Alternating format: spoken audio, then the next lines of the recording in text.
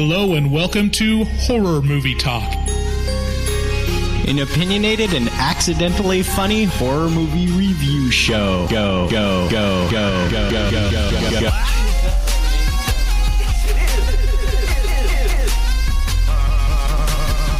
just took a stroll through the scraggly woods. He had no face! Horror! Sabrina, don't just stare at it, eat it. New theatrical releases always get priority. But we also review older horror movies, both good and horrible.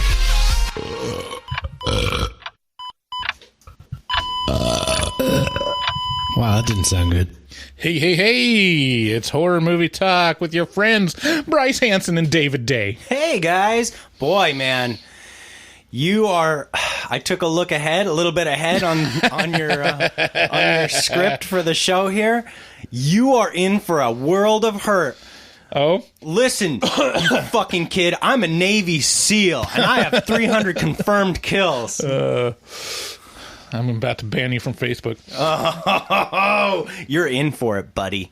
So, if you're new to the show, our website is horrormovietalk.com. Go check that out, and you'll find links to all the past episodes, as well as links to our social media where you can get together with other horror movie fans and discuss things about horror.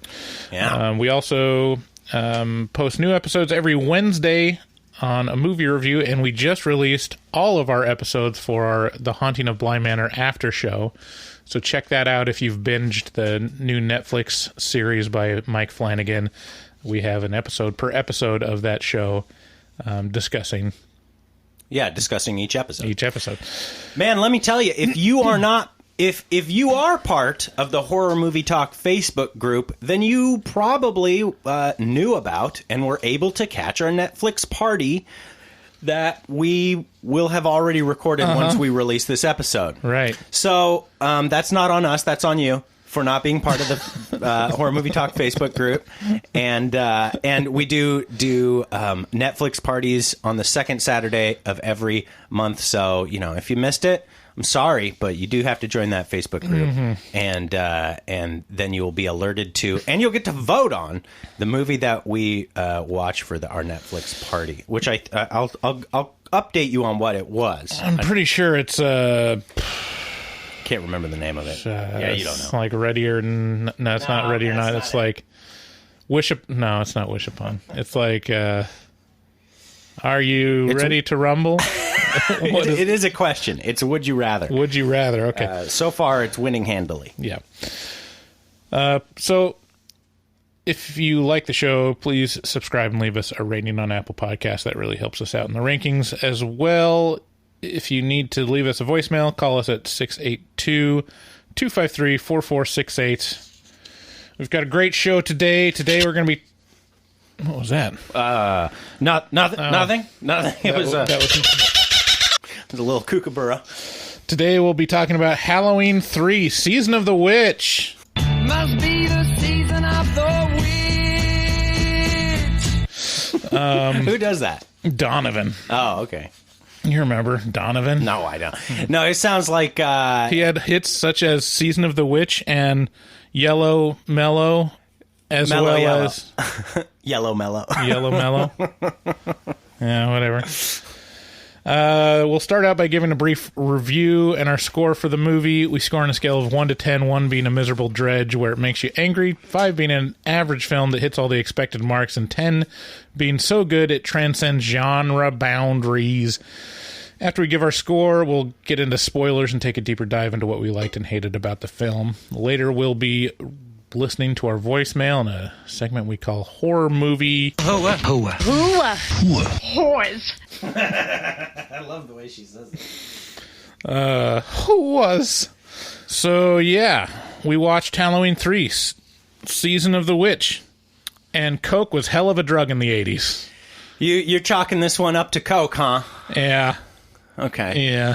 Well, that kind of feels that very like Stephen King wacky Mad Lib style plotting. I mean, I knew you were going to do this. I knew you were going to be. I didn't know to the extent. Yes, you knew I was going to point out the obvious flaws in this movie. Right, but but more than that, you're going to get like overly hung up on them, which you know, I don't know. I mean, they did not bother me to the extent that they bothered you, and boy, did they bother you. Apparently, I'm very interested to see where you're going to go with this. Here's the trailer for Halloween 3.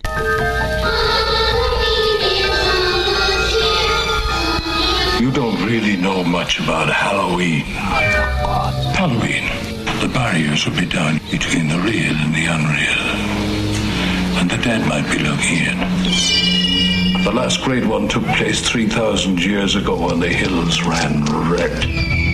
Halloween, the children. You happen to know anything about this Cochran?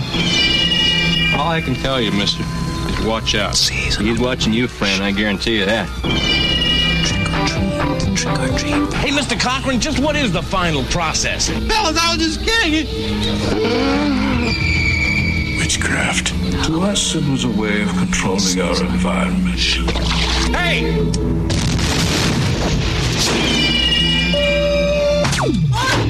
Where are they taking her? They're taking her to the factory. I want a mask. Can I have a mask? Just what I had in mind for you, little buddy. Why, Cochran? Why? Do I need a reason? I've got nothing here to indicate there was ever a body at all. Operator, this is an emergency.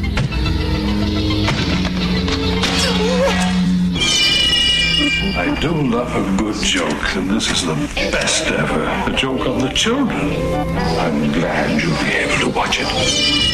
You've got to believe me! They're going to kill us. All of us. Stop it!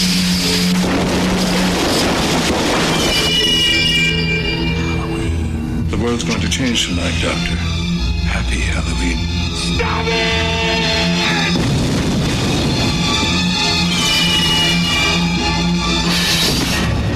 Halloween 3, Season of the Witch, the night no one comes home. Season of the Witch. I see what they did there. The night no one comes home instead of the night he comes home. Oh. I also like the trailer hype man. Yeah. That has like laryngitis or something. Halloween. Trick or treat. I really like the premise for this one, which is I really do. Which is explain to me the premise of this one. Well, I shouldn't say. I should say the inspiration for the direction that this movie took. I like the that concept, yeah. Which is this was 82, I think, and so slashers hadn't invented the trope of like you kill the bad guy and then he just comes back the next movie, right? So they had killed Michael Myers, and he can't come back. He can't come back after that. So here's the franchise question mark, right? Like, yeah, I mean, here it is. It continues. I think originally John Carpenter wanted Halloween to be a franchise that just had a movie based around Halloween, the holiday. Yeah. And the first one was so successful that, and they left a cliffhanger that they're like, forced them to like, of course you got to do Halloween 2 with Michael Myers. Right.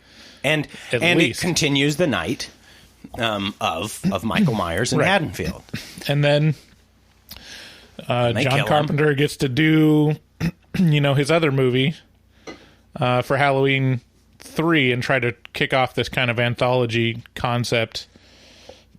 And wow, what a bunch of weird decisions were made for that. If you really wanted to kick off a franchise like that... To be clear, though, the writer and director for this is Tommy Lee Wallace. Right. Yeah. Yeah. If you wanted to do that, this third movie would have had to be the absolute best movie for it to be pulled off. For people to be like, yes, I want more of that. Like, this is not just like Michael Myers. This is a stamp of quality. Have you seen Trick or Treat? Halloween 3 would have done well if it had been more like Trick or Treat. Yeah. Which is, it would have been able to kick off the concept of just a Halloween-themed movie.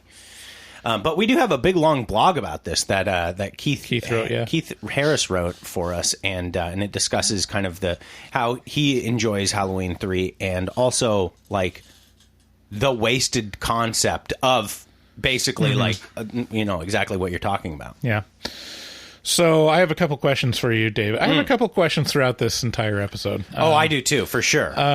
So the film franchise Halloween, what do you immediately think of? Michael Myers. Oh. Okay, well, what do you think of when you think of witches? Oh, so like bubbling cauldron and, old decrepit lady kind of. Oh. Well, none of that is in this movie. Oh. Halloween 3 Season of the Witch is a mystery wrapped in a riddle, wrapped in an enigma inside a dumpster fire. This is such a weird movie. It involves a murder-suicide at a hospital that sets off the attending doctor to investigate the crime, as, doctors are wont to do.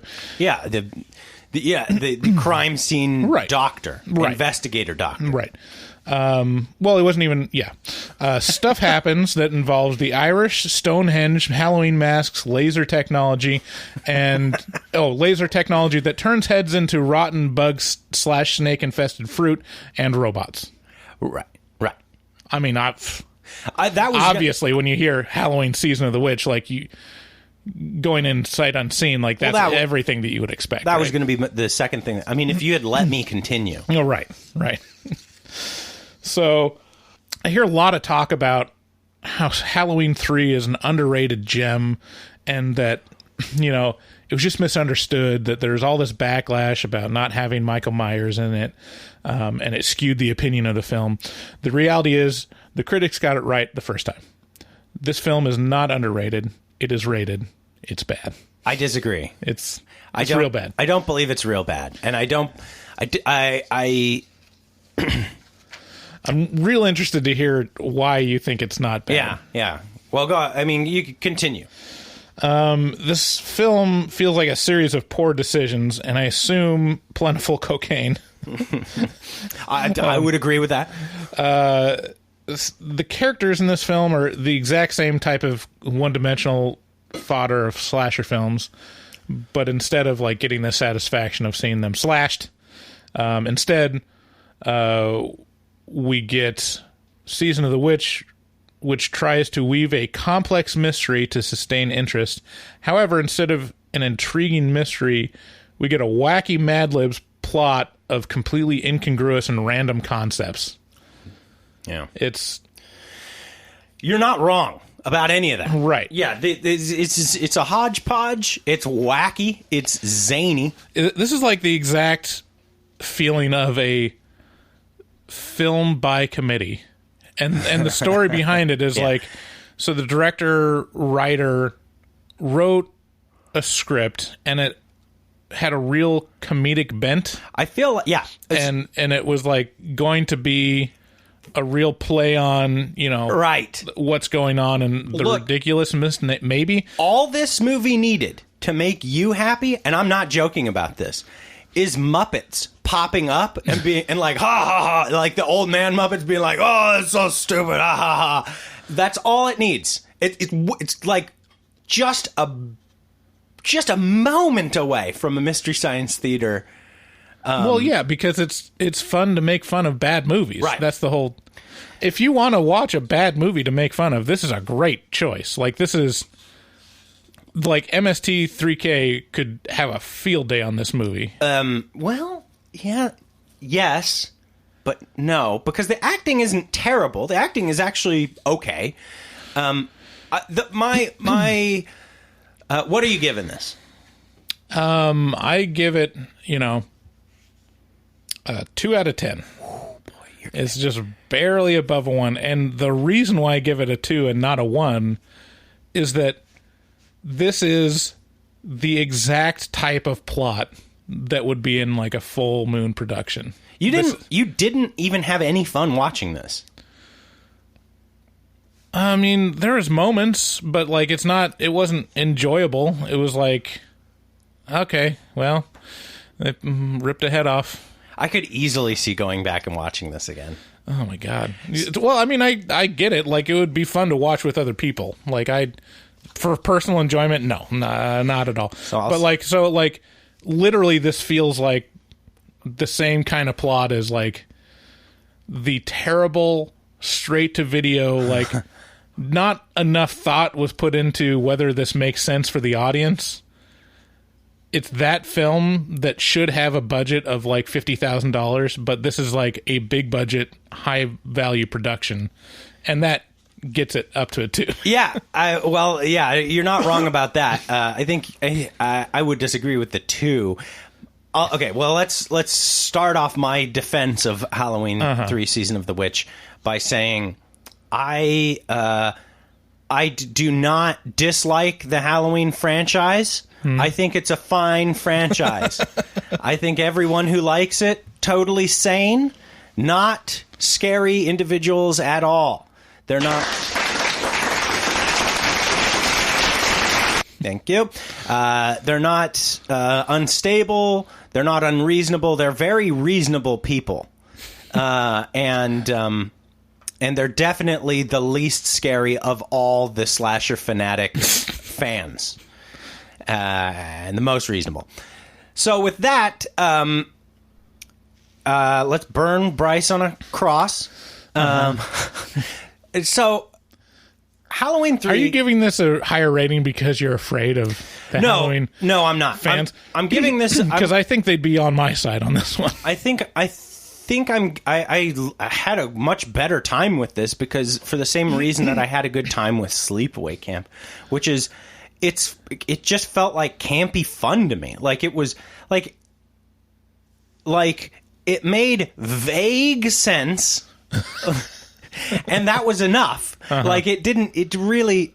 At a certain once the laser shot out of that lady's mouth, I was like, I'm on board. All right, let's go. Like that was. Well, it shot into her mouth, not out of her mouth. I couldn't tell. It was very lasers are the speed of light, so it's hard to know.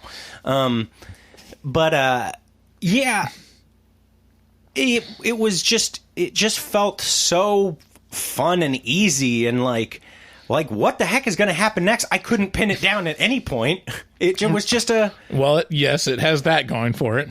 It was just felt like a fun movie. It was like, this isn't supposed to make sense. This is just supposed to fucking have a fun ride. And I did. And just like Sleepaway Camp, I kind of feel like this fits in this delicate, like, kind of precious niche of like real campy 80s just kind of slasher fodder, kind of like it just falls in this very forgotten place that we can no longer access. You can't find Basket Case any more of those. You can't find any more Sleepaway Camps. Right. And I don't think you'll ever be able to find any more Halloween 3 Season of the Witches. And for good reason and bad reason. This is it's an interesting movie that, I mean, is fun. It does not make any sense at all. And I can't defend its sense making. And I can't defend any of the plot devices that it used to get to where it is, except to say, it's just, I mean, it's a cool concept, Yeah.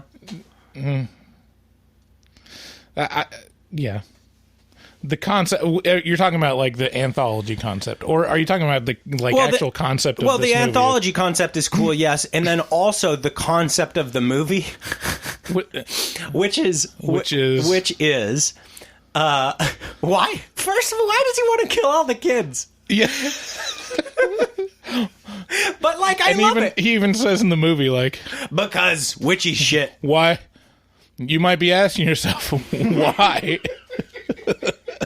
And the answer is, and then he just walks out the door. Yeah, fuck you.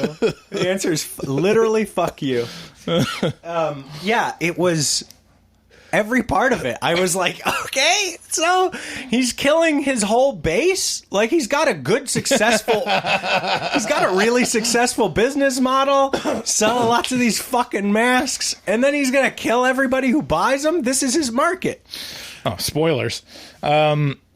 So what's your score? You keep circling around, and I'd see where you commit. I'd throw this into a solid 6.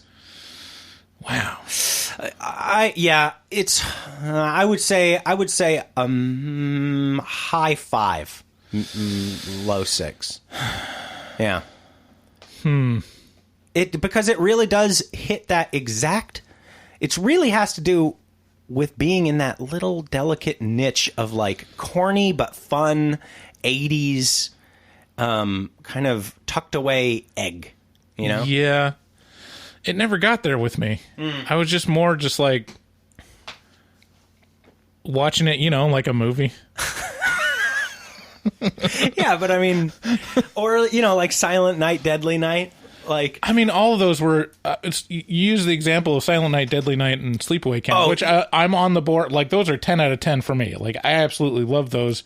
But also, they were complete Silent movies. Night, Deadly Night almost made too much sense. Yeah, it almost got itself out of. No, I mean that was like Jesus. I mean that's like a masterclass in like plot development and stuff. Sleepaway Camp. Like it's pretty consistent too. Like there's not. It's very simple too. Like both of those. But you're trying to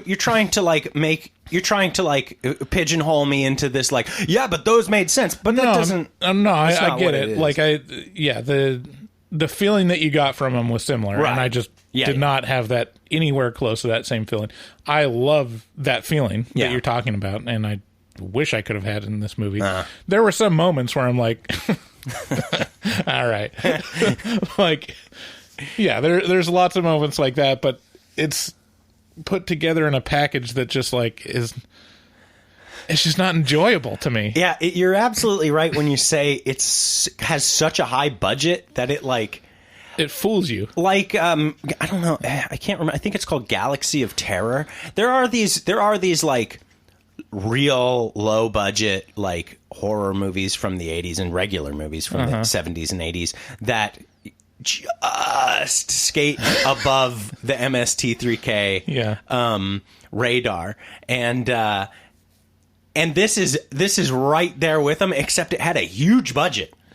Yeah, I mean, I could literally see this script being written and shot by like a just out of high school group of friends. Yeah.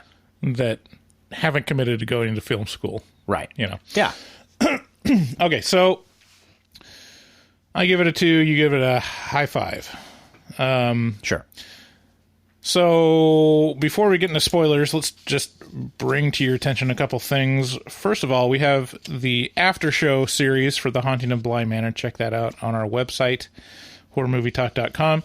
Also, if you love our show and you want to support us, the best way to do that is to join our Patreon and get access to patron exclusive content such as the Afterpod, where we leave the mics running and shoot the shit, as well as, exclusive access to us and, drops and all that stuff, and getting to vote on movies that we review. Hot shit.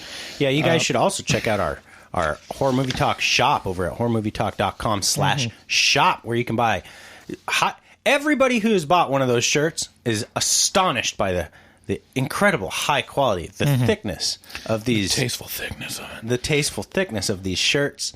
And, the screen printing on them is top notch too. Also, we got a bunch of stickers that were designed by our hard fucking artist Dustin Goebel. And if you buy any of those stickers that he designed, then you'll be helping him out too, because we send him commissions for those. Yeah, I mean, you can buy a shirt because you're a fan of the show, but you can also buy a shirt because our logo by Dustin is fucking awesome. Yeah, it's badass. Yeah. speaking of Dustin, you can support him by going to Instagram and following him at dgoebel00. That's at DGOEBEL00 on Instagram. He takes commissions, so you can check out what he's done before and ask him to do cool art for you. If you want to leave us a voicemail, call us at 682-253-4468. And with that, thanks for listening, and let's get into spoilers. Spoilers?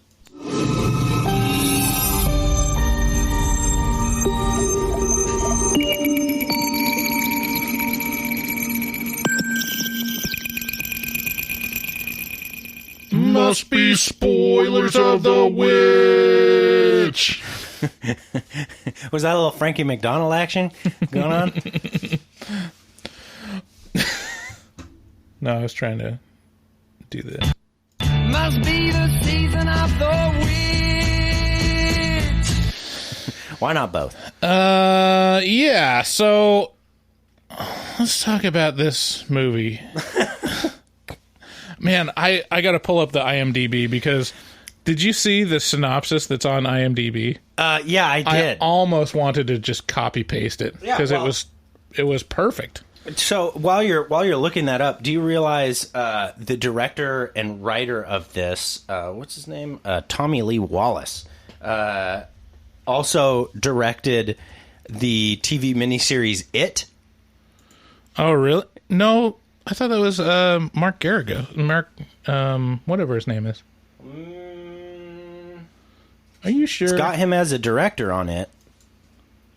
Let's see here. Let's go to It. Yeah, so it's got him as director. Huh.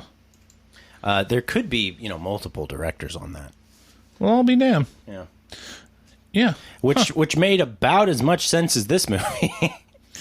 Well, that miniseries followed the book. Well, I mean, to be fair, completely. it was also fueled by cocaine and Stephen King. Right, exactly. So, yeah, this is the synopsis on IMDb that was submitted by a user, and I almost just copy-pasted it because it just really sums it all up. Do it. An apparent murder-suicide in a hospital emergency room leads an investigation by the on-call doctor, which reveals a plot by an insane toy maker to kill as many people as possible during Halloween through an ancient Celtic ritual involving a stolen boulder from Stonehenge and Halloween masks. I know. I don't know how there's no way you can write a synopsis of this movie in one sentence. With any other movie, you can have the elevator pitch of it's this movie, but set here, or it's yeah, what would you do if blah, blah, blah? This is just, you can't sum up Halloween 3 Season of the Witch. Yeah, it's a run-on sentence that a little kid told his dad. and then there's, Stonehenge. We learned about Stonehenge, and there's a big rock, and that's why they did it. Right. Wait, there was a rock? Yeah, there's a big rock, and there's scientists at the rock, and they're trying to figure it out. What's the rock got to do with anything? It's from Stonehenge. It's where it came from. What? What's happening? So, yeah, I think the history of this movie. So I almost went into it before. So, what's his name? So Tommy Lee Wallace wrote the script, and then John Carpenter gave it a bunch of notes and did a rewrite. Okay. And then Tommy Lee, I bet he was like, what the fuck is this? And then Tommy Lee was like, yeah, I'm not gonna include many of those. And John Carpenter was kind of surprised. Looks at him askance. And then during the filming, the producer, which was Italian, I think, Tommy Lee said he didn't think he understood the script or the comedy in it, and so he tried to wedge in a bunch of other stuff. And when you hear this type of behind the scenes storyline, the thing you immediately go to is like, oh, it could have been such a good movie, except all these people interfered. And I think in this case, it was never good. Like, there's kind of another storyline of like, no, it was actually real bad, and people were trying to fix it, but it was unfixable. Yeah, I don't think this ever happened to Ari Aster. Right.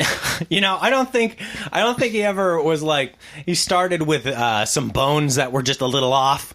Yeah. And then, he was able to punch it up into something, great. Right. No, it was started off great. And it'd be great if like Ari Aster and Hereditary, the first draft, like also included like the like a giant head from Easter Island, and like a trifecta of Halloween masks, and like I don't know, like a bowl of fruit that was very significant. Yeah, and then someone came in and was like, "Why don't you just take out the Easter Island heads in the bowl of fruit?" Oh, like, it's a great movie now. Yeah. I knew I had something extra in there. I don't think that ever happened to him. I'm going to be honest with you. And the scrambling really shows in this movie because it's just all over the place. It starts out just like the other two Halloween movies did in the intro credits, focusing on the jack-o'-lantern, but this time it's high-tech. Mm-hmm. Yeah, it's kind of high-tech. Mm-hmm. I mean, high-tech for 82. It said something in the trivia that it took like 4 weeks from conception to completion to do that intro. Wow. It's just, man, it must have been real hard to do stuff on computers back then. Oh, man. It was literally just writing lines and then taking away. Just pushing them. Very, very, very basic jack-o'-lantern. Just, you got back with those old 2-button keyboards where you just had a 1 and a 0. Yeah. 1 0 1 1 1 0 1 1. Yeah, trying to build shit out of ones and zeros. Yeah. So it's kind of tries to maintain some kind of line of association with the original two Halloweens. Yeah. And then it immediately stops because we're not even in Haddonfield. We're not even in the East Coast. Yeah, we're in California. We're in Northern California, and that's, I think, as specific as it gets. And it starts in a hospital, and then I was like, before I realized, like, oh wait, Haddonfield is in the East, in New Jersey. I was like, no, is that the same? No, Haddonfield is in Illinois. Stupid. It is? I thought it was New Jersey. Well, I mean, where Halloween takes place is in Illinois. Are you sure? All right. We got to check now. No, we're not clapping. We're not clapping this out. You're facing the ire of the horrible fans. Oh, wow. Haddonfield, Illinois. Wow. I swear that I saw New Jersey. No, you're thinking of Camp Crystal Lake. God. So I found out an interesting little tidbit about Halloween 3 Season of the Witch, because I remembered you said Northern California is as specific as it gets, but no, they do give a town, Santa Mira, which is where this Irish factory is. Right. Or there's whatever this factory is. But so when looking, I was like, is Santa Mira a town? I don't think it is in real life. It's not in real life. But interestingly enough, Santa Mira, California is the name of a fictional California town in the following science fiction or horror works. And then it lists a million of them. So we got Invasion of the Body Snatchers, 1956, Halloween 3, Season of the Witch, Phantoms novel, Airwolf, which is a TV series, Memoirs of an Invisible Man, let's see here, Dark Tower 7, Ben 10, Alien Force, so a cartoon series set in 2008, even Sharknado 2. So Santa Mira is just a fictional California town that everybody uses. Wouldn't that in Spanish be Saint Look? I don't know. Isn't Mira Look? Maybe. Anyways, it's in all the Sharknado So films. it starts there, and then it goes immediately to Robot Strangler. Right. There's a chase, and then guy's like on his back being strangled, and then he gets a car to run over it, and you find out like it's a robot. Yeah, the car pinches the other. Yeah, there's a little bit of a pincer effect, and the robot gets he gets all gooped up. Yeah, and then that's the first question is like, why are robots in this movie? Like at all? Like what does that add? At this point, it's just intriguing. Right. Yeah. And then as the guy that was getting strangled runs away, he gets to a gas station, is like frantic, and we see the first instance of this most annoying ad in the world for Silver Shamrock Halloween masks. Dun dun dun dun dun dun. Here, let me...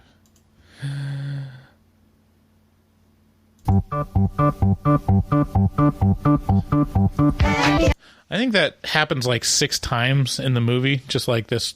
And they show the full thing. It's not just like in the distance or anything. It's like, we're going to make you watch this fucking commercial because you're going to experience what brainwashing feels like. It couldn't be any less ominous either. Like, right. It's about as goofy as you can get.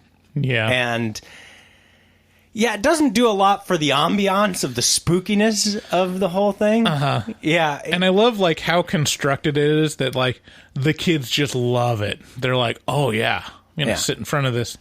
And then you assume like, oh, well, this is like brainwashing the kids or has a hidden message. Like, no, it doesn't. Yeah, they just really like this commercial and it sets off the course of sets off the trigger. It's the trigger for the ultimate happening of the movie. I just can't figure out why he's got this big successful business selling masks and he's doing so well, and then he kills his target market. Yeah. Also, I love that it's like all the rage. Like everyone's on board for these masks, and there's 3 different masks. Like, well, look, this is back in the early 80s. Things were not ubiquitous like they are now. I'm pretty sure you could find more than just 3 masks back in the 80s. Well, sure, but I mean, okay, so this is actually, in my opinion, a good move on the creator of the movie, the which is, you know, make some iconic things. You can't have a million different looking masks all over the place. And first of all, these are, in my opinion, I'd be happy to have one of these masks. I like the look of them. Sure. Yeah, they're cool, and they're like iconic.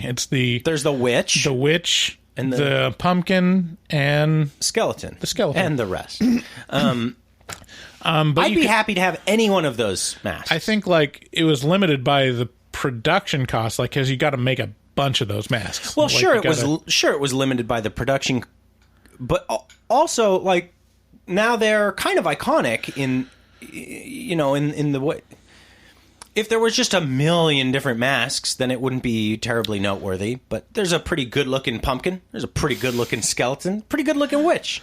But at the end of the movie, it says that they have like a 44% penetration. So they literally own half of the market of Halloween masks with 3 masks. Just like, kids love them. And it's like, why do they love them? Because they need to for this movie. So shut up. Why? I don't. I mean, I'm not. I know I'm not like trying to nitpick, but this is like something that jumped out at me as like, what? Why is everyone on board with these 3 masks? They're iconic, but they're also super boring. Were you born in 82? Yeah. Oh. So you didn't? Did you have one of these masks? No, I was a baby. Yeah. So I can't imagine that they're... Anyways. But it's very important that every kid is bought into to love these masks. 44%. And by all appearances, they do. It jumps to the hospital where the victim of the strangler is taken by the gas station attendant. And he is kind of going crazy. crazy. He sees the ad on the TV as he's being wheeled down the aisle, and he's like, "We're all gonna die. We're doomed. Doomed, I tell you." And the doctor's ears perks up, and he's like, "Doomed, huh?" Doomed, you say? And then a very Jalo killer appears at the hospital, like full on like leather black gloves and like a very Italian shot of him walking down the hallway in a hospital. Yeah. And that feels like this is definitely tacked on by that Italian producer. He's like, "Hey, we need the leather gloves. We need the more leather gloves. You gotta strangle him with the leather gloves." How is this a horror movie without a strangler with the leather gloves? Where are all the pepperoncinis? So the balsamic vinegar. So a couple people? Hey, fuck your mother. All right. I like this. This is fun. So they come into the guy's hospital room and describe how they killed him. Well, it's the old Vulcan nose pinch, right? They gave him a hasty nose job. Yeah, basically like reached inside his eyes and around. At first, it's the old switcheroo, because you think, oh, you're gonna poke his eyes out. They're going for the eyes, and then instead of like continuing to push into the eye sockets, they just pinch at the bridge of the nose through the eye sockets and like pull his nose bridge up, kind of. And they just break his nose bridge something off. Yeah, they pinch him up, and then later they. It's so confusing. Like, why did they do that, or what exactly did they do other than just crush his head, kind of? And nurse is like, yeah, they ripped his skull apart. It's like, okay. So that is like the impetus for this whole movie, is this murder happens, and then they follow out the murderer, and he promptly gets in a car and douses himself in gasoline and explodes himself. Badass. Yeah. Another like pretty obvious robot. Yeah. Yeah, but it's weird because while we're sifting through the ashes of this crash, we can't find any body parts. Right. It just seems like there's a bunch of just gears and robotic things. Well, yeah, that's at the end when they figure it out. Yeah. Okay, at this point, if you had not finished the movie, what would you assume the plot of this movie would be? It's hard to say because you got masks in there, you got robots. You got a really annoying commercial. Yeah, you got an annoying commercial. So I was going... Yeah, please tell me. I was going, this commercial hypnotizes kids or people, or has a hidden message, and there's a trigger that turns them into robots and to do the bidding of someone. Bryce, that's insane. Yeah. You can't turn into a robot. Right. What the fuck is the matter with you? It wasn't. So that's not what it was. The doctor. You would make a terrible movie maker guy. Hey, why don't we put some where's the mention of the Leaning Tower of Pisa in this? I need some pipes to go down. So this sets off the doctor to investigate because he meets the victim's daughter, and she's kind of hanging around. It's like, yeah, but she's hot. Yeah, she's hot. God damn. I love. So he's like recently divorced. We see like him going home and his ex-wife. See, I didn't even understand. Why would you? Of course, he divorced her. She's such a bitch. Actually, I think most of her interactions were perfectly reasonable for this guy. He was like gigantic asshole, because he just preferred to get his dick wet at any given moment than, be considerate to his children. He brought him masks. And she's like, oh, I already got a match, you dumb idiot. Nice try next time, idiot. Yeah. Well, I mean, it's like... it's like... she's like... This is not the first argument or the first thing that's weighing on this relationship. It's like waves on a beach, man. She just takes a little more of you every time. Oh, nice, Ron. Oh, not. Oh, what? I can't sneeze. I sneezed. What? I can't sneeze. So she just takes. She's like the ocean, and he's like the shore, the sand on the shore. And every time she talks, it just takes a little bit more of him out to sea. So that's happening, and but one thing is made very clear that this protagonist fucks. Yeah, like, well, every woman that interacts with him is like, so he's a very. He's like a knockoff Richard Bronson kind of guy. Sure, I haven't seen any Richard Bronson movies. Are you talking about Charles Bronson? Charles Bronson. I haven't seen any Charles Bronson. Is what I meant to say. Let's move on. Are you talking about Richard Branson or Charles Bronson? It's the love child of Charles Bronson and Richard Branson. Branson. He is a gritty vigilante that flies to the moon.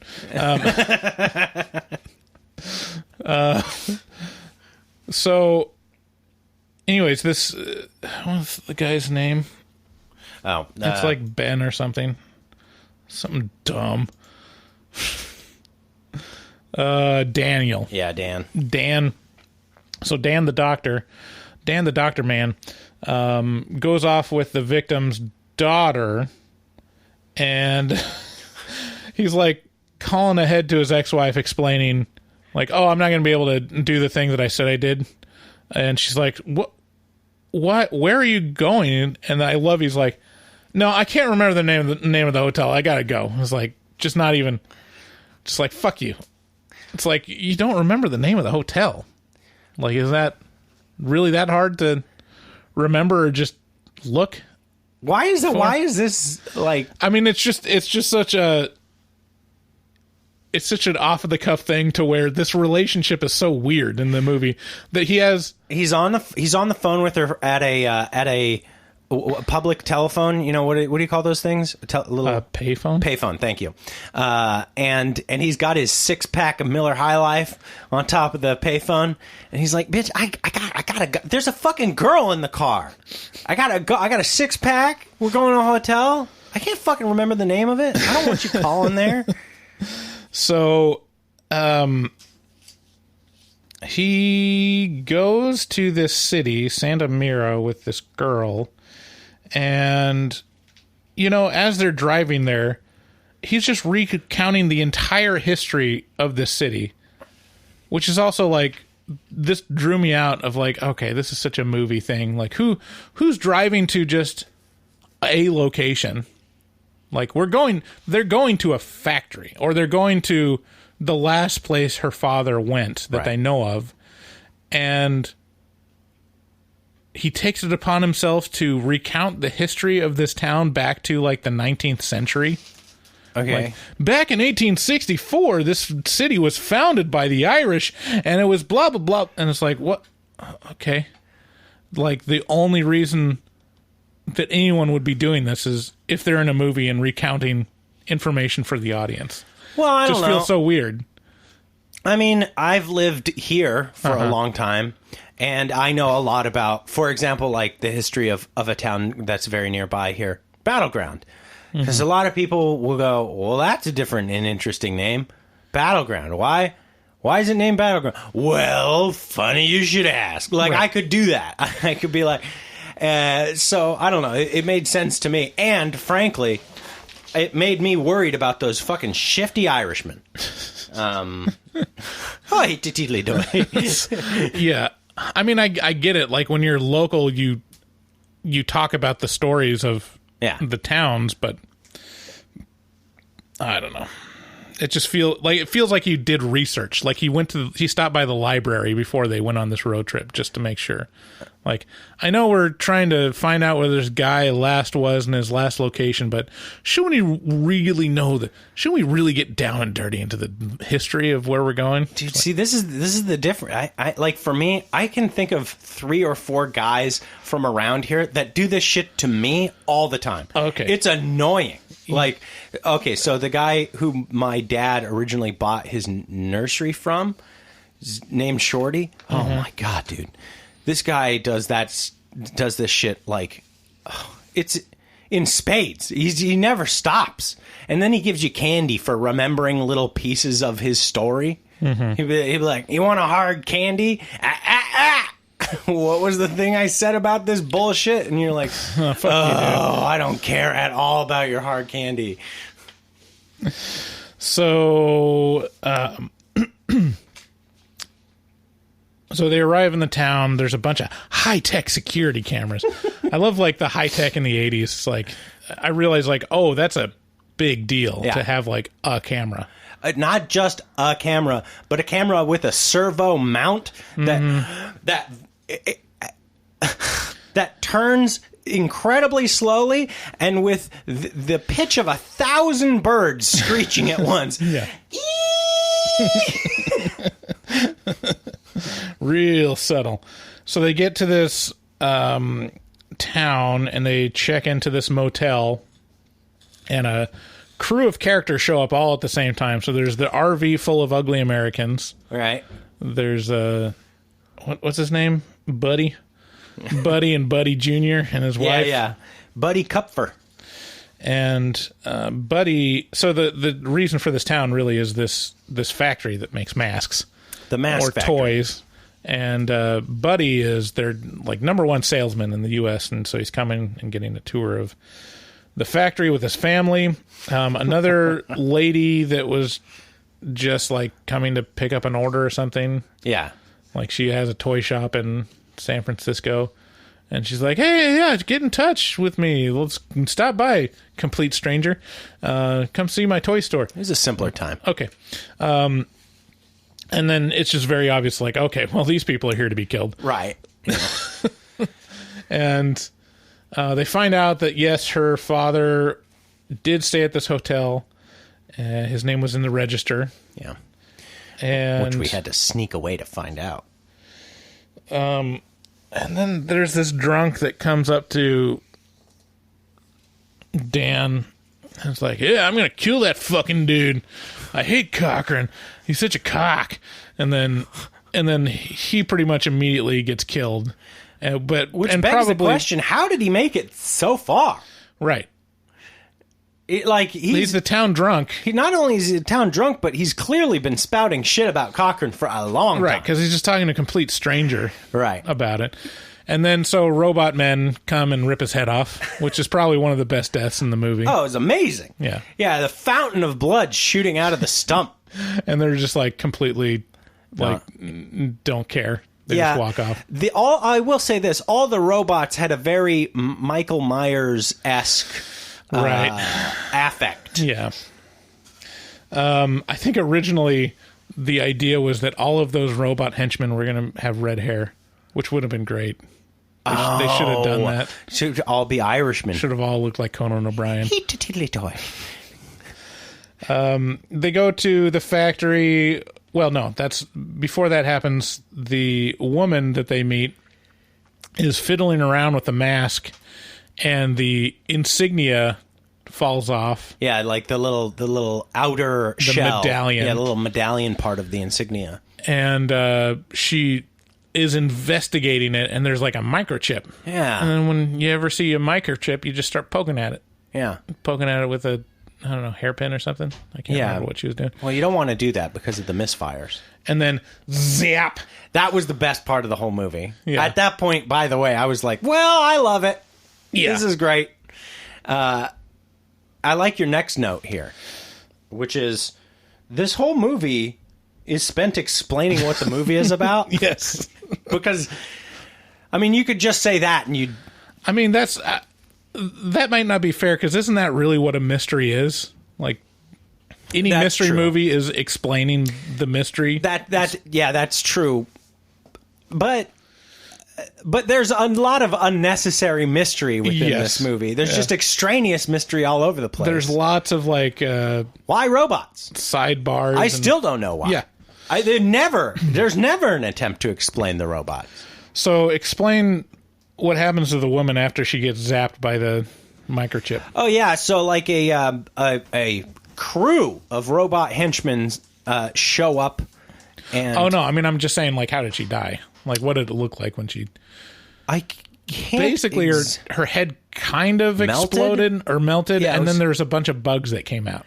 Yeah, bugs. Yeah, the bugs came out, and then the bugs came at me. Yeah.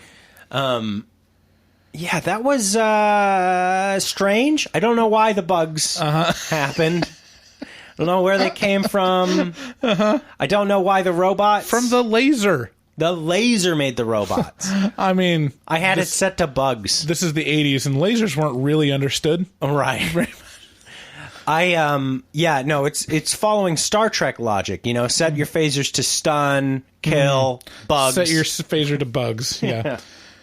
And then the robot henchmen show up, and there's like a cleanup crew, and Cochran shows up too. He's like, "What's going on?" And they're like, "Misfire."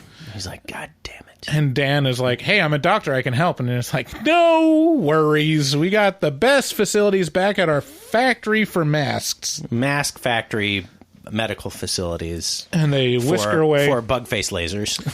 And yeah, Dan is only more intrigued. One of the most interesting parts of this movie is the relationship between Dan and the girl, the victim's daughter. We'll just call her Sabrina. I think it's Ellie. Sabrina, don't just stare at it. Eat it. Yeah, eat it, Sabrina. And eat it she does. It's Ellie Grimbridge is the character's name. I love her. Yeah, she's great. They fuck. Boy, do they. I love that. My wife was just reading the captions, and she laughed out loud at the line of like, "Where do you think I want to sleep?" He's like, I could sleep out in the, we could get you a separate room, but they just said that they were a married couple. Yeah. She's like, well, wouldn't that look suspicious? I'm like, all right, well, I can sleep out in the car. It's better than sleeping on the floor. And she's like, well, where do you want to sleep?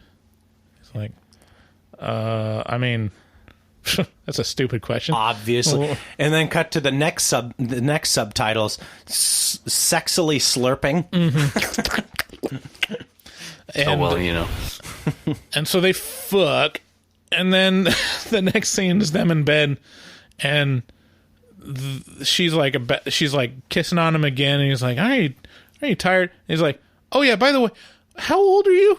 Yeah. Which is a great question to ask after the fact.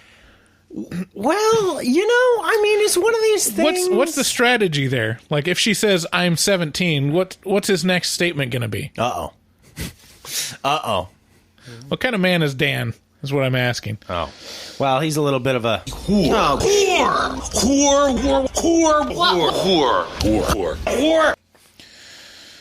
So they go to the factory. Buddy and his family are there, being ugly Americans. Yeah, Buddy is the best seller of the Shamrock mask in the country. This character is in so many movies. Yeah. He's like the ugly American in the James Bond movies.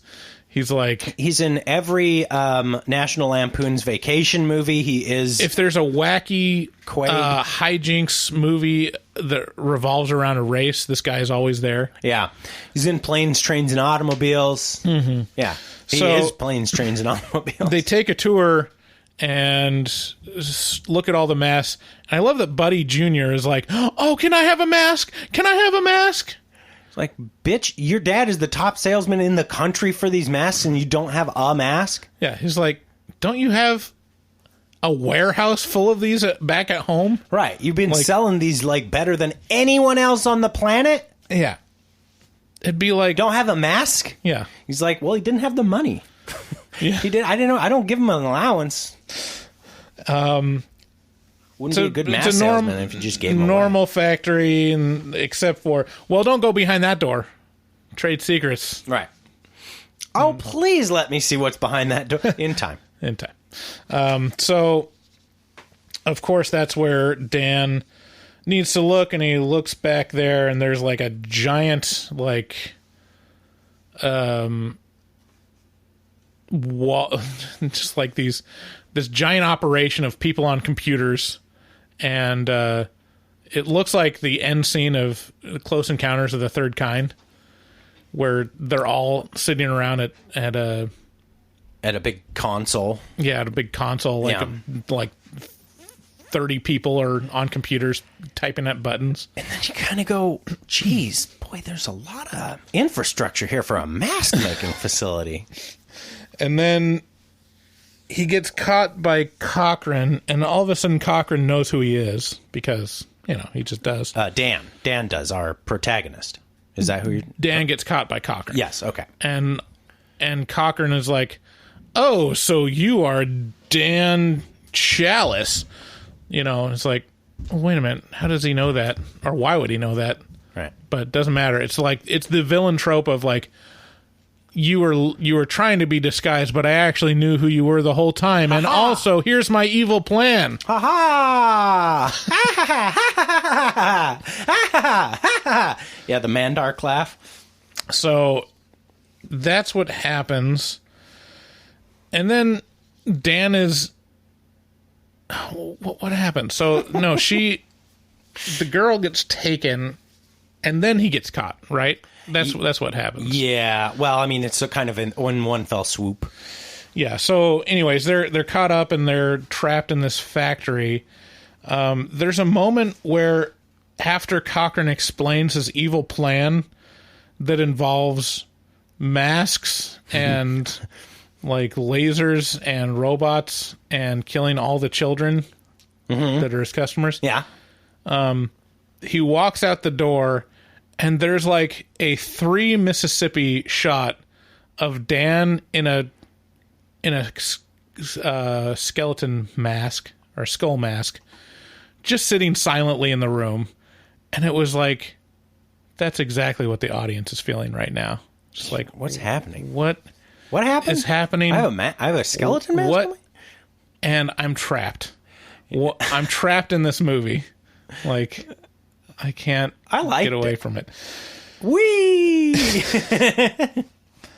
And then we're shown a demonstration with Buddy's family of what happens when these masks are triggered.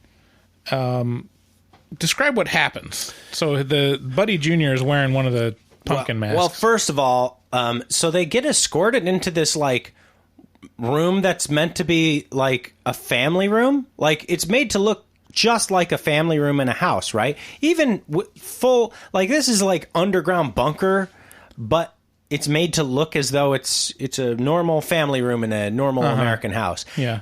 Down to the window dressings, but there's no window because we're underground or whatever. And then the TV starts playing that song, that commercial. And this kid just got his mask. Yeah.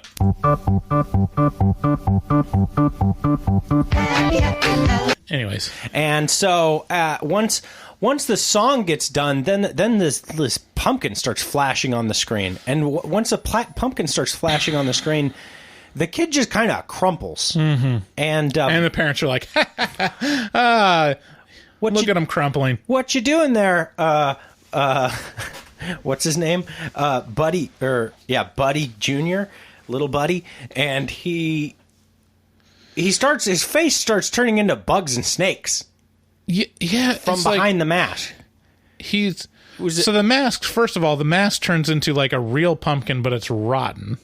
Yeah, well, does it, or does it just start like cracking, like there's a bunch of heat inside, and yeah, like the laser shot the back of his head? Hard to tell, but there are bugs and snakes and stuff that start streaming out of the mouth and eye and holes. Leeches, like yeah, big, and long grabby worms, like cockroaches, crickets. And stuff.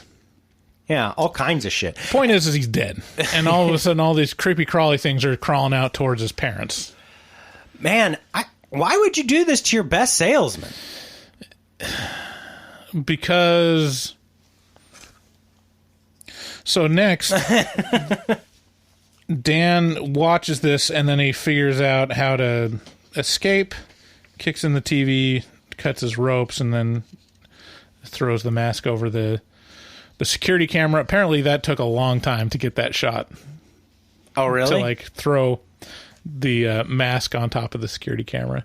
Well, I'm sure, yeah, that would not be easy. Because the guy, I guess the director, like, he was like, well, what if we did this? And then, like, he threw it and got it in one try. Oh. And then they started shooting, and it took, like, forever for them to get it. Trivia. And so Dan escapes, and he tries to rescue Ellie, but she becomes a robot or something. I don't know. She's a robot, tries to kill him. And the end is basically Dan trying to call and warn everyone. He calls his ex-wife first, and he's like, shut up, Linda. But why the Stonehenge?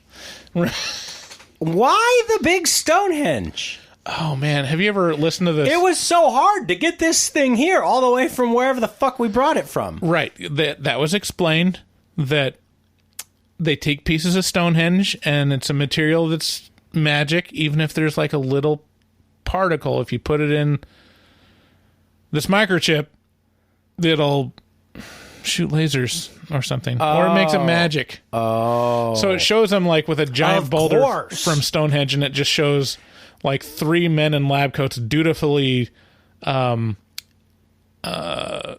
picking away at this boulder. It's not just large, it's monumental. There's nothing on Earth. Like, I've been to mines where they dig up the Earth, you know, in grandiose fashion with equipment that's huge, absolutely mind-bogglingly huge. Nothing I've ever seen could get this rock to move anywhere, apart from dynamite.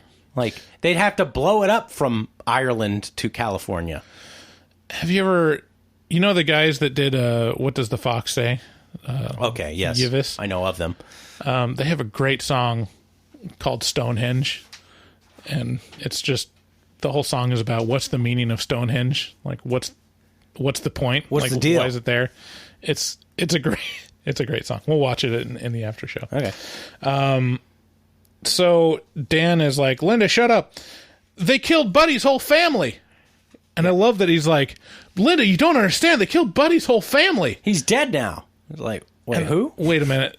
How would she know who Buddy is? It's this stranger that appeared at the motel. Yeah, I mean, it's an excited utterance. Sure.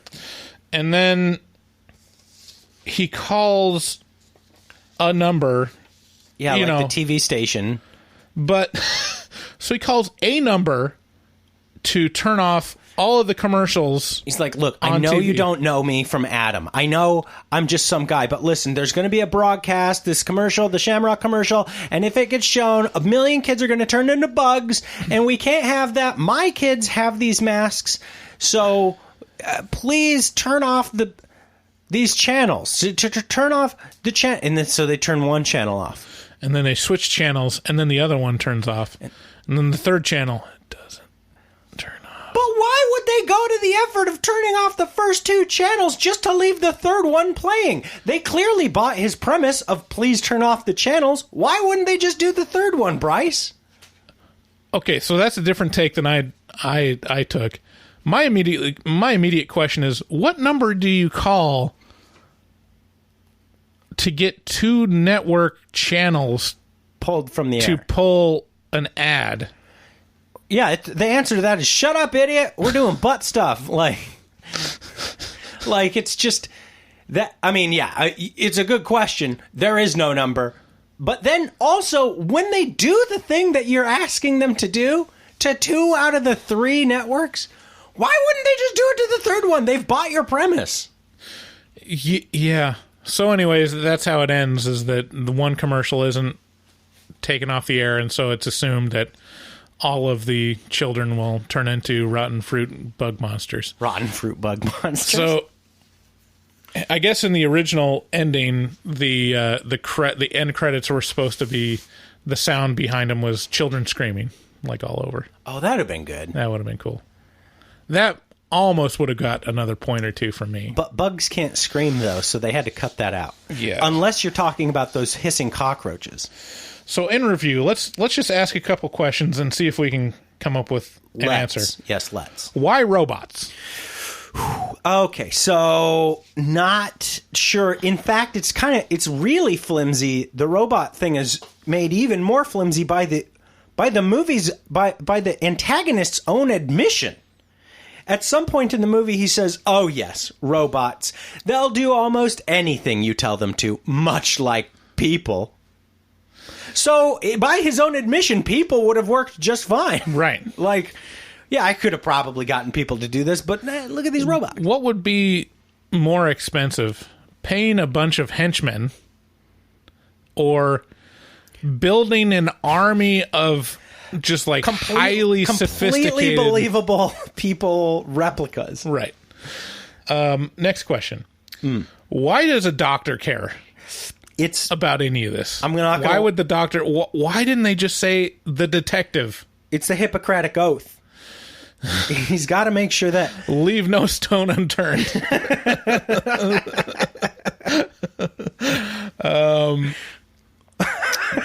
Next question. Oh God. Why would kids want to wear the same masks as everyone else? What the thing about that? What does Stonehenge have to do with anything? Well, I'll tell you what. That rock was pretty thick. Isn't Stonehenge in England or Scotland? Well, it has nothing to do with the Irish. It's in the I guess it's close no. enough. I mean, there's all kinds of hinges up there. Yeah, they're just rife with hinges. I already asked the question. Who did he call to stop the commercial on 2 channels? Like who? What number would that be? The emergency ad pulling? I think you're forgetting about one of the most useful services that people used to use all the time, which is 411. So he's just yelling at the operator. Well, I mean, get on this operator. No, he was probably like, put me in touch with the people who do all the channels. And then they were like, oh, you want this number? And he's like, that's the number. Next question. What exactly do these medallions or these microchips do? So we see it, one shooting out lasers. We see it another time he's sprinkling it on the computers and it's like shorting out all the circuits. And then another time, like the effect is it turns people's head into rotten fruits with bugs coming out. Well, it shorts out computers and machines, but it turns people to bugs. Oh, right. And also can shoot lasers if there's the laser is the bug maker.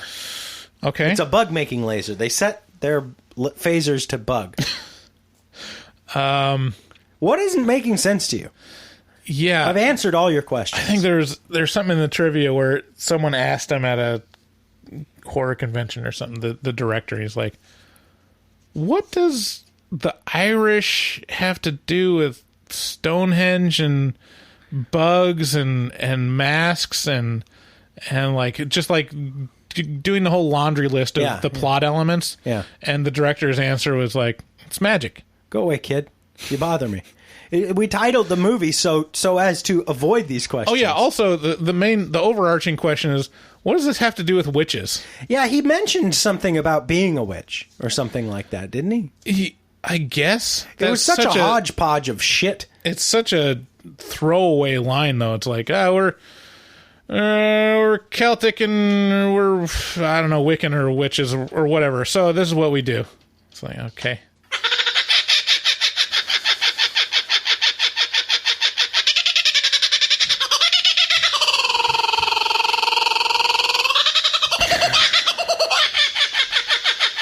That's what I think. All right, so that's enough about Halloween 3. Who should watch this movie? Final recommendations. Must be the season of the witch.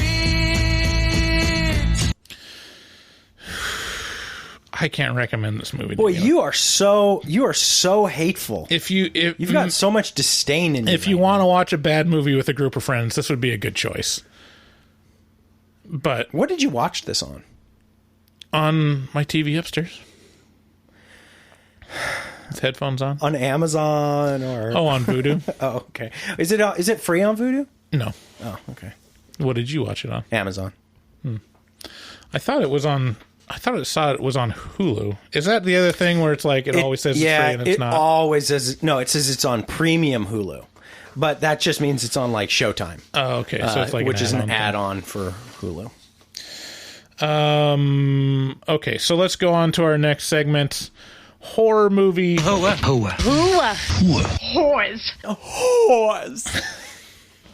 All right. First up is 917. No, just kidding. Let's play the thing. Yeah, this is about our antebellum hang on. episode. We should get the number here. Yeah, it's 682-253-4468 if you want to call us. Here's some messages from our horror movie Whoooores. Hey, what's up? I just wanted to talk to Bryce after listening to this antebellum thing, and you guys talking about Gabrielle Sidibe, whatever her name is. Bryce, if we were at a club, I'd definitely go after you because you're pretty thick and I like them thick. And I also made a song about you and your big titties. It goes like this.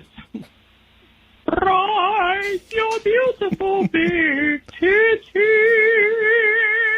I want to worship them and have them on my face.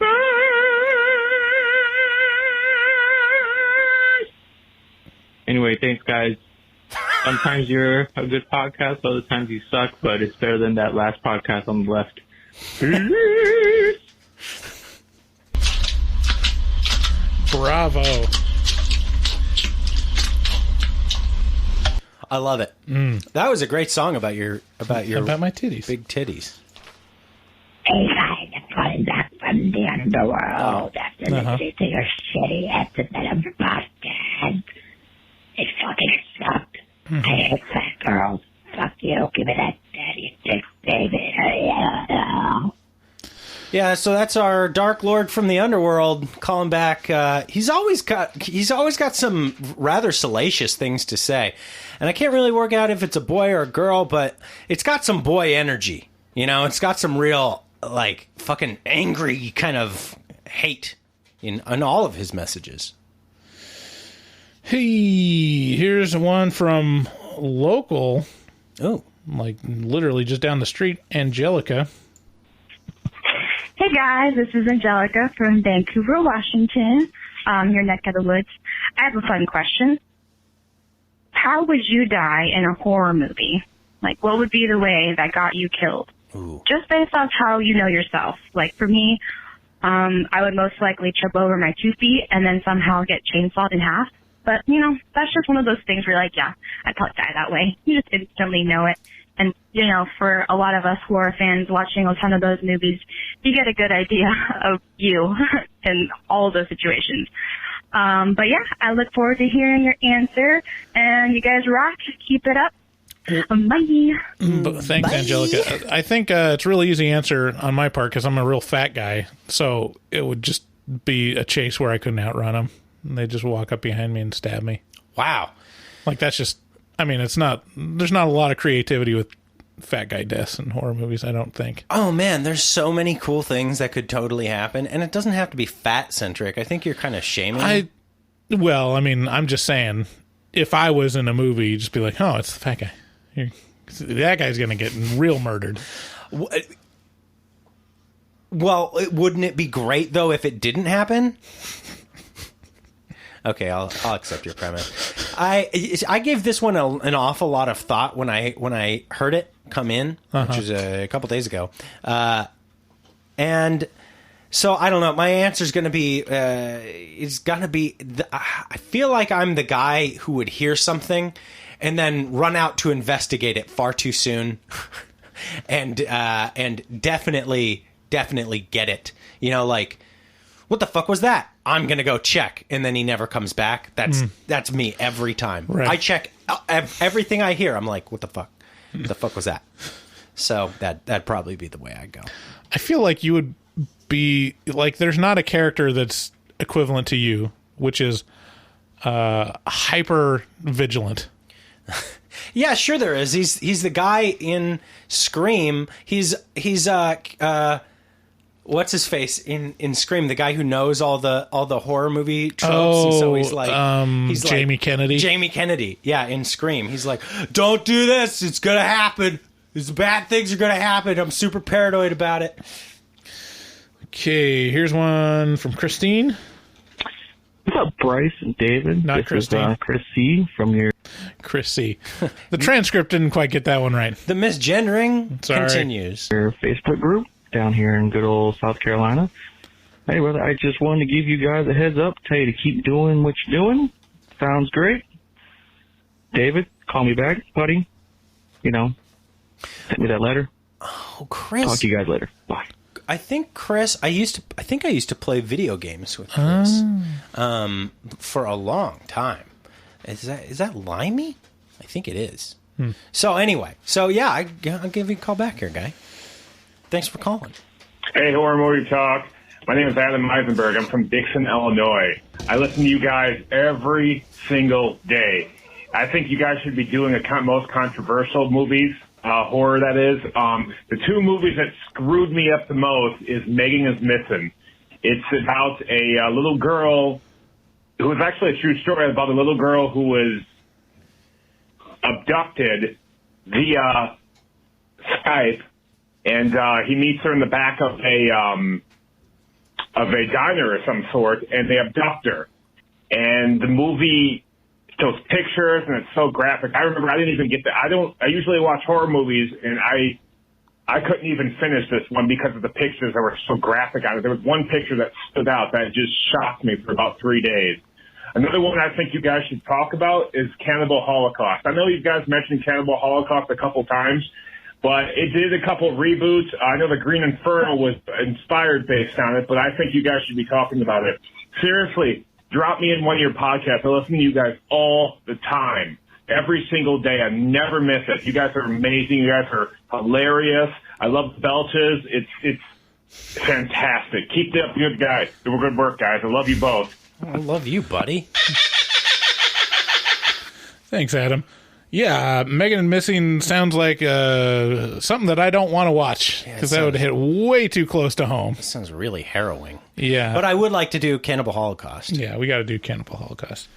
I think that'll taint our souls a little bit here. Yeah, I mean, once you have a daughter, though, like having a movie about abduction and like I don't even know if I could watch Taken again.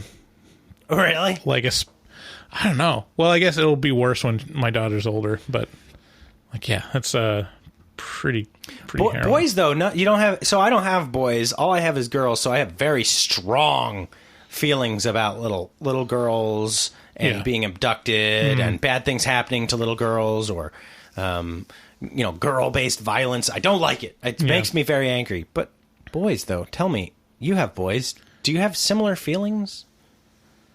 I mean, yeah, with all kids, like you're worried about, but not nearly so much with the boy. You're like, it'll be fine.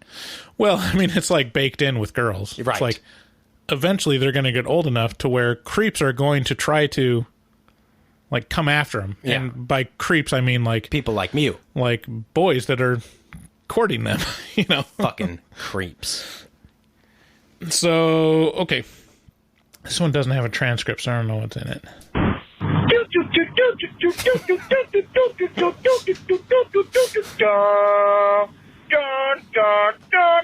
It's Bugsy.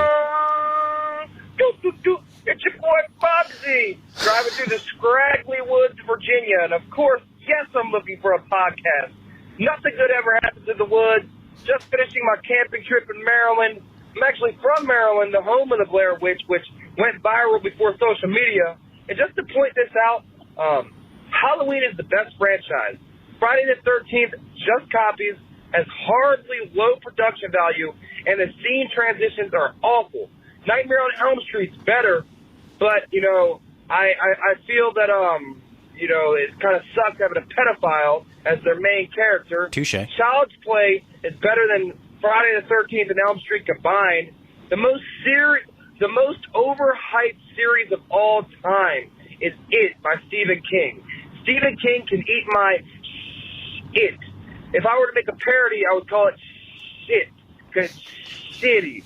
And also for horror and porno, you should use Kenny Powers asking the hooker on the phone, can he wear the Scream mask, the mask from Scream, while he does it from behind? Or would that be better for comedy or porno? I actually gave a Scream mask to a girl on my vacation to the woods. She may have been a hooker. She had all 3 holes pierced. I didn't wear it while banging her, though. And also, Brad Dourif.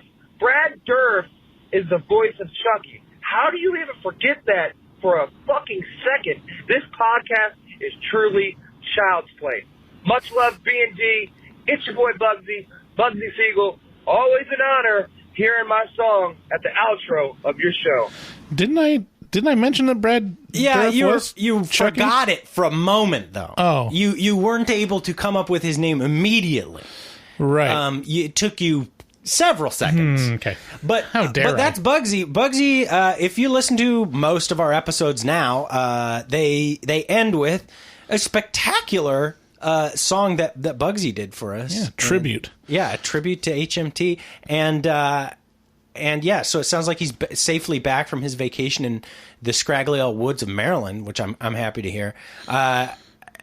It also he is a huge Halloween franchise fan. I'm really curious what his opinion of Season of the Witch is, because what would be the one word that he would use to describe it? Gay. No. Oh. Pretentious.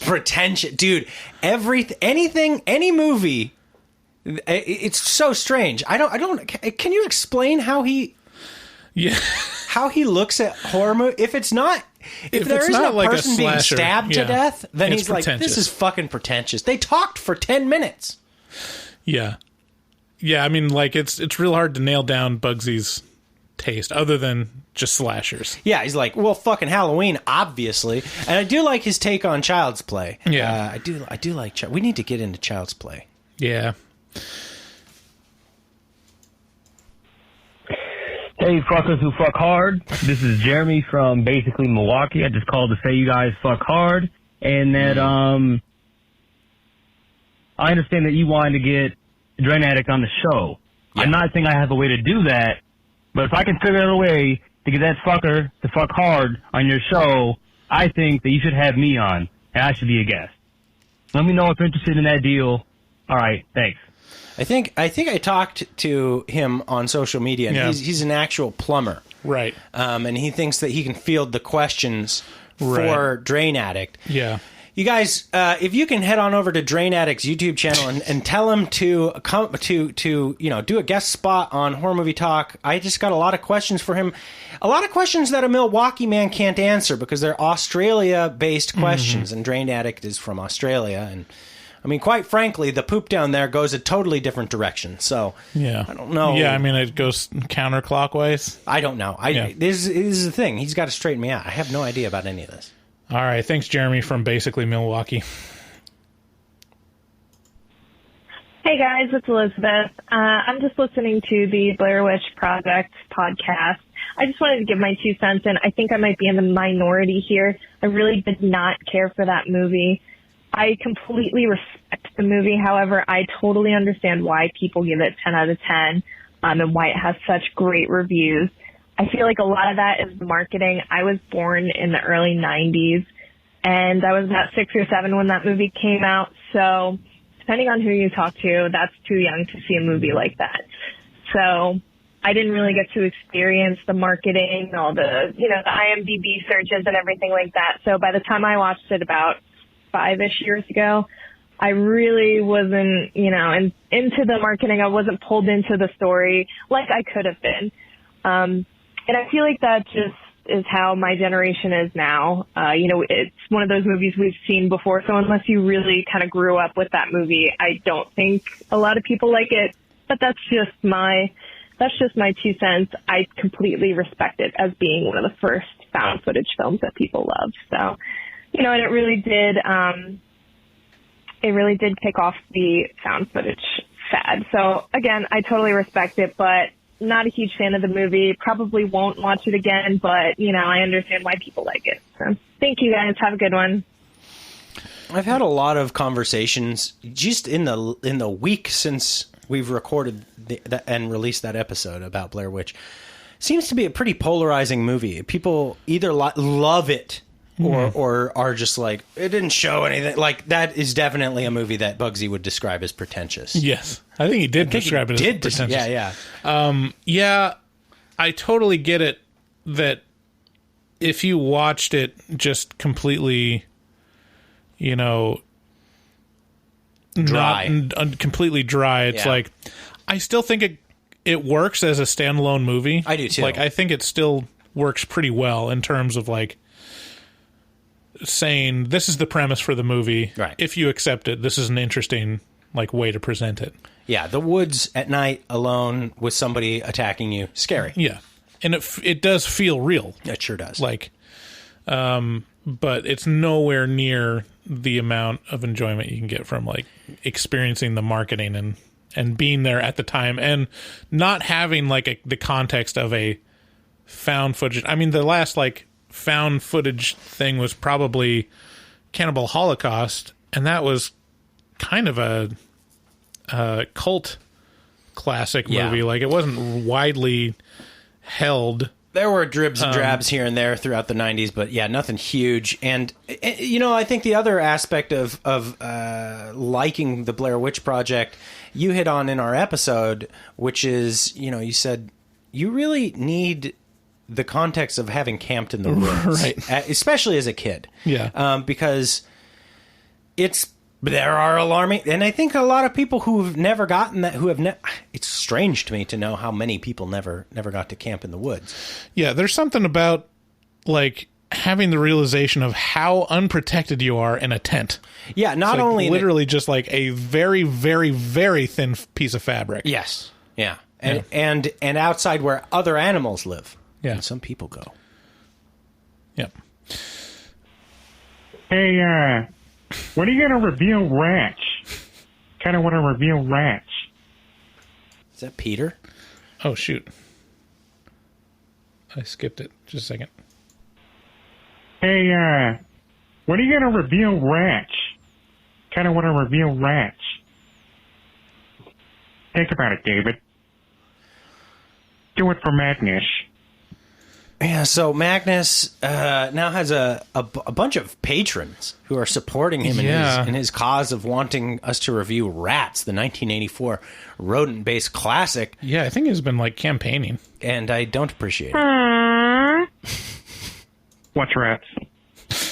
Wait, do that one again.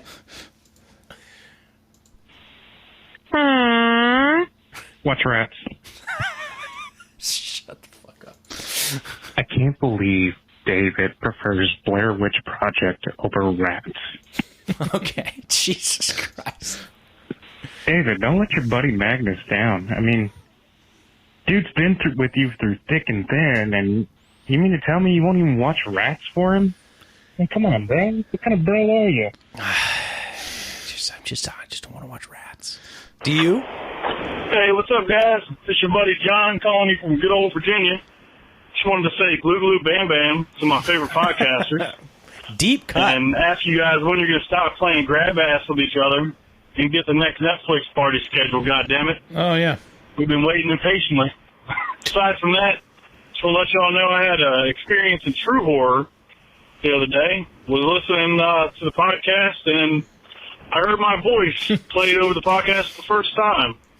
I had it on while I was working in my warehouse, and heard this guy come on, and my first impression is, listen to this chode. And then it clicked, like, wait, that's not familiar. And I was like, oh, fuck, that's me. But anyway, again, just wanted to call you guys, tell you we love you, we appreciate you guys. Keep doing what you're doing. Bye. Who was that chode? John. John calling from good old Virginia. Thanks, John. Yeah, that's Who was that chode? Glue Glue Bam Bam. There's nothing like, listening back to your own voice and realizing, like, yeah, that's me. Now it's like I listen to my voice when I'm editing, and it doesn't faze me at all. Not at all. It sounds exactly right. Other than, like, maybe I'm surprised at how bad I enunciate things, where, like, my words don't end because there's no T on them. Yeah, sure. I don't know. I'm so used to our cadences now that it doesn't faze me.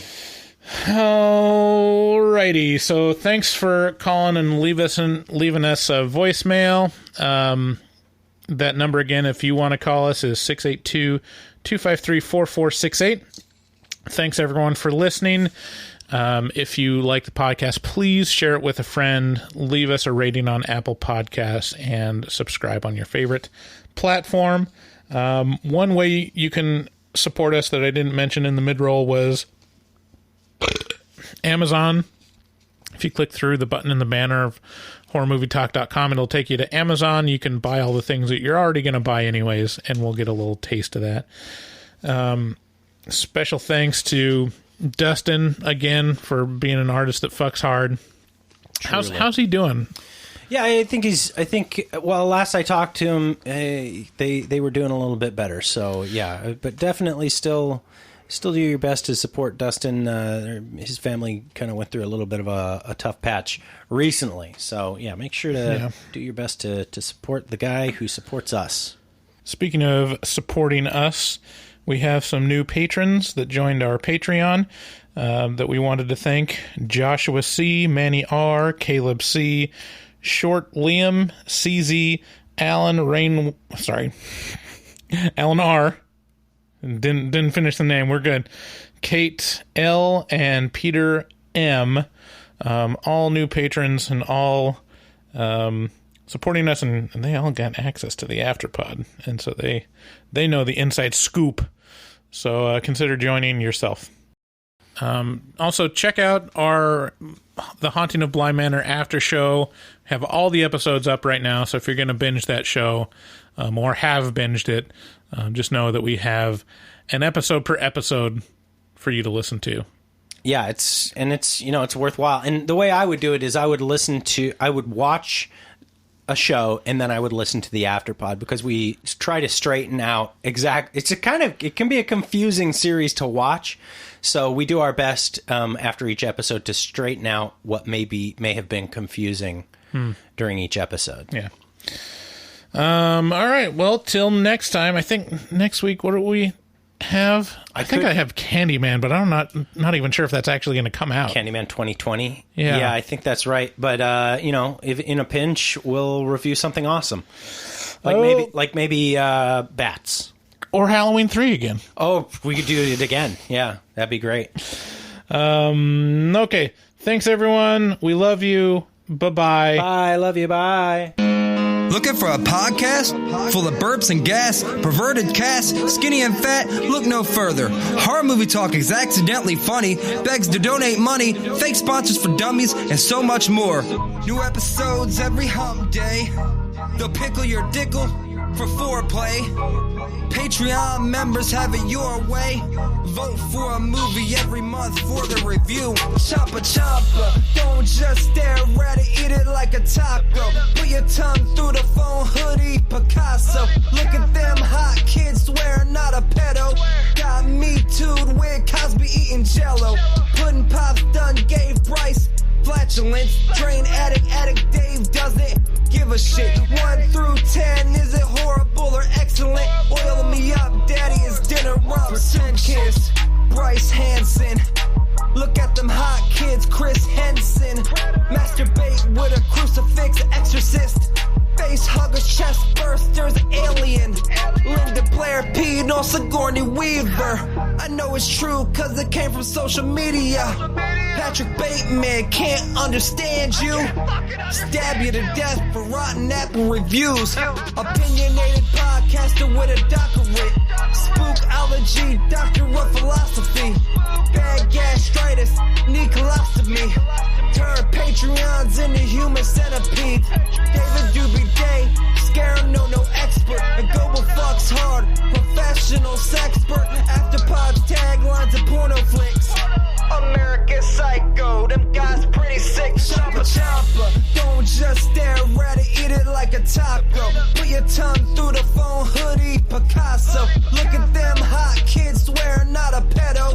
Got me too'd with Cosby eating jello. Pudding Pops done gave Bryce flatulence. Drain addict Dave doesn't give a shit. 1 through 10, is it horrible or excellent? Oil me up, daddy, it's dinner rumps. Nothing good happens in the woods. Always get more than you bargain for. Got a pickle to dickle, machines tickle bitties. Killer on the phone, ain't no sharing stove. Vancouver, Portland, Oregon, and organs. Corona, COVID, curse, Lorona. Green River Killer, because reasons. Hallway of poop monster kids screaming. Ain't your ordinary dingleberry itinerary. 30-day shutter and jump scares, ain't fucking scary. Time for the spoilers with jokes and tropes. Use their white socks to catch their loads. Just show them one titty, pretty. Paganism you should worship, they Teflon dicks. Pacific Northwest, let them see one breast. Shifty ass, stay spooky, poor man's digress. Bugsy, HMT, horror movie talk. Hold on, they don't like Halloween.